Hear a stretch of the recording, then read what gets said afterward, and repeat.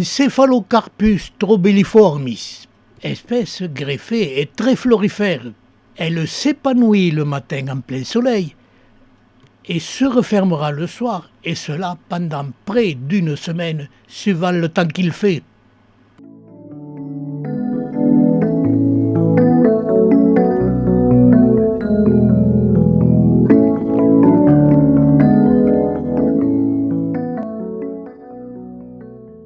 L'Ophophora lutea, espèce peu répandue.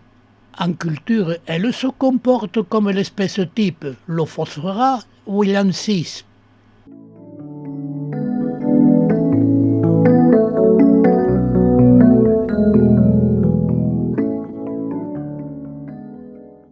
Mammillaria candida, petite particularité, les fleurs se décolorent dès qu'elles s'épanouissent.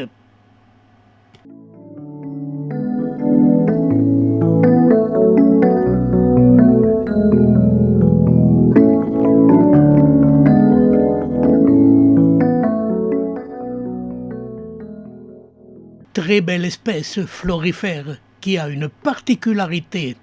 Elle est variable dans la forme et la grosseur des mamelons, ce qui a donné un grand nombre de variétés.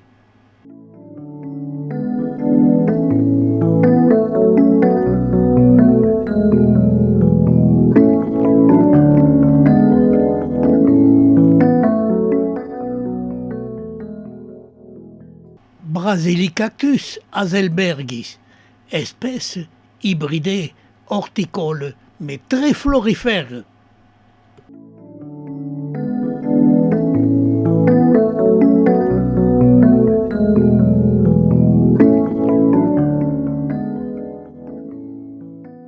Solisia valdesiana, petite espèce ne dépassant pas les 2 à 3 cm de diamètre. Elle est très cultivée et l'espèce type avec des fleurs très colorées et peu courantes.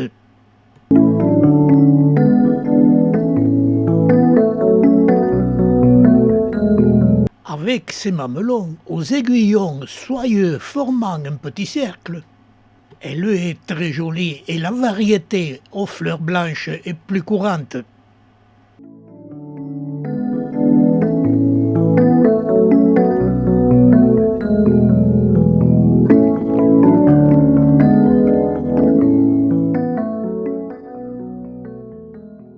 Et en collection, ils se sont hybridés en donnant des fleurs plus ou moins roses.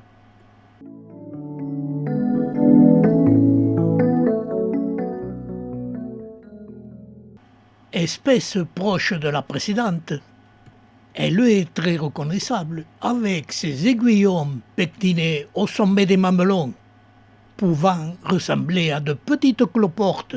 Mais la floraison de cette espèce a les mêmes particularités.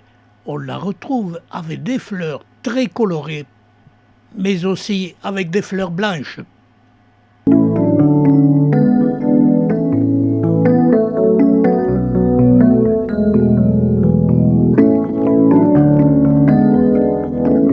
Et dans les collections, elle s'hybride et on la retrouve aux fleurs roses. Et elle est très petite et fleurit très tôt au printemps. Mais sa culture est délicate.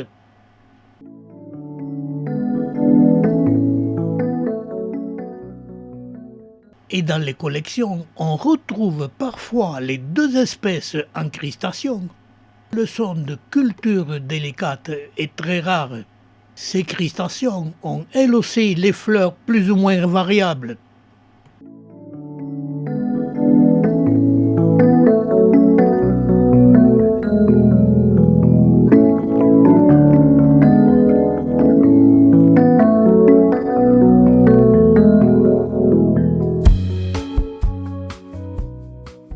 Phaerocactus glossescens, espèce sans problème de culture, même sur ses propres racines, qui fleurit abondamment tout l'été, en donnant des fleurs aux pétales lacéolés.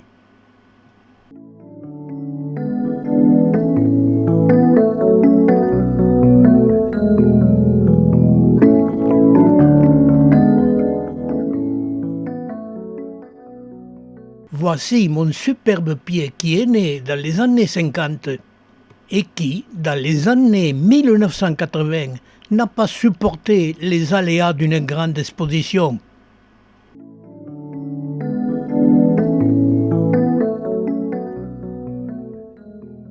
Superbe espèce qui se fait remarquer par ses très beaux aiguillons. Et en été, quand les fleurs apparaissent, c'est une merveille.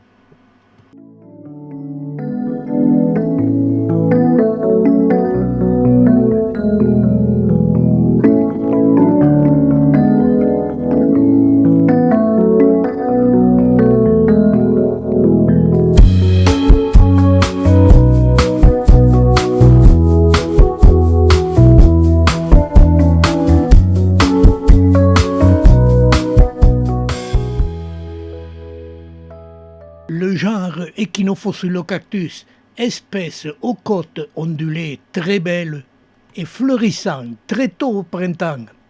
Et parmi la trentaine d'espèces très variables, quelques-unes ont les fleurs d'une seule couleur.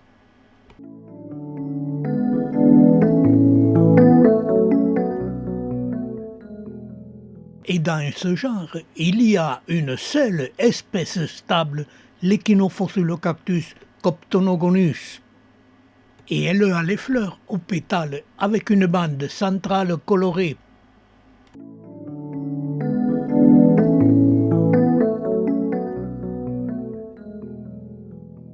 Et toutes les autres espèces ont des fleurs aux bandes centrales plus ou moins colorées. Et leur différence se verra dans l'ondulation des côtes. Et nous les verrons dans de prochaines vidéos. Mammillaria bombicina, variété Flavispina, aux aiguillons jaunes, alors que l'espèce type a les aiguillons rouges. Toumeia papyracantha, comme son nom l'indique, ses aiguillons semblent papyracés. Ils sont jaunes sur l'espèce type et parfois très colorés.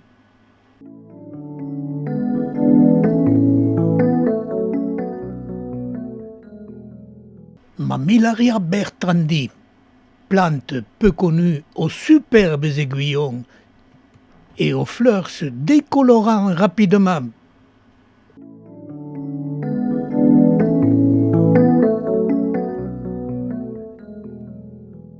Mammillaria grandiflora, superbe plante mais de culture délicate.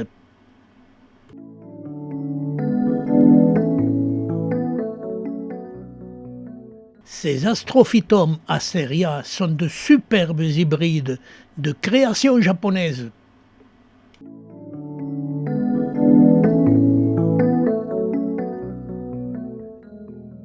Strombocactus diceiformis, très florifère mais de culture délicate.